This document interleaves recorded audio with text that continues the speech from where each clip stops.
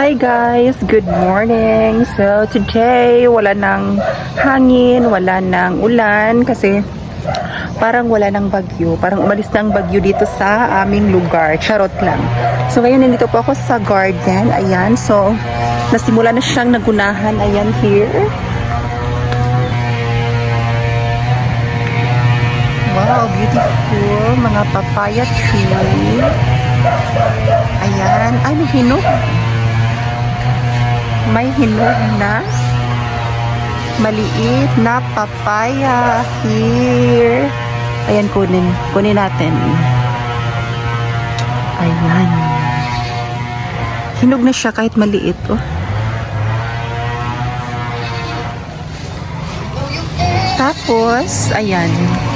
Ito yung garden na nagunahan na. Ayan, here. So, pag natapos na itong gunahan, pwede na itong magtanim ng mga gulay.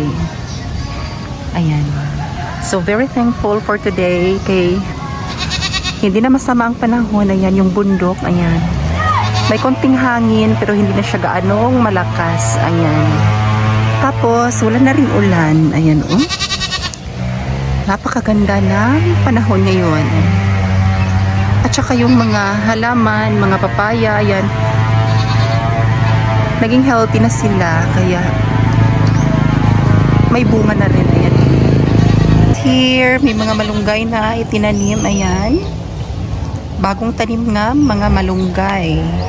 Ang itinanim lang dito is yung kaniyang sanga, ayan. Pwede kasing magtanim ng malunggay, sanga, at saka, seeds.